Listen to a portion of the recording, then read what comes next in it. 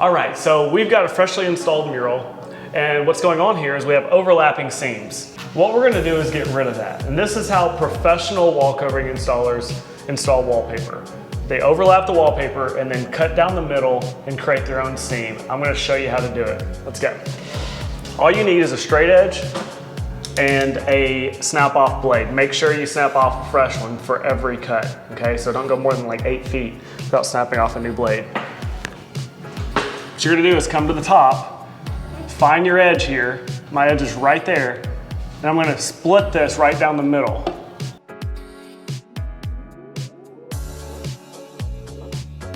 You wanna try and leave your blade in there if you can. And then run it parallel with your hand right here. Keep your hand pressured on there and cut right down. Okay, leave your blade in. Just move your straight edge. Come right back down, make sure it's running parallel. There we go.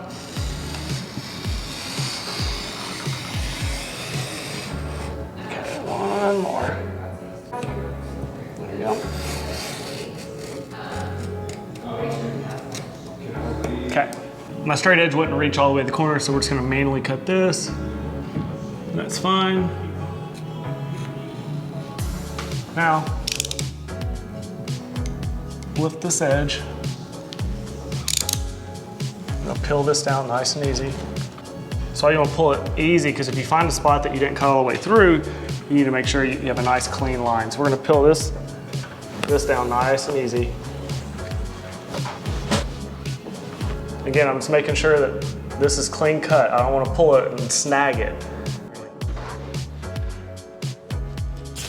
All right. Trash. Now with this one, it's going to be underneath, okay? So what we have to do is peel this back, then grab this. I want to make sure that I've cut this edge all the way through, because this one was underneath. This is the second layer. So I'm peeling this back. There's that box right there. Okay, see that snag? And what we want to do is come in and make sure we cut through that all the way. All right, so this part I'm gonna recut. So what I'm gonna do is peel this back. Now what's going on here is on the first cut, I didn't cut all the way through the second layer. And so it's really important you press hard enough to cut through it. So what I'm gonna have to do is go back and make another second cut. It's not ideal, but we'll make it happen.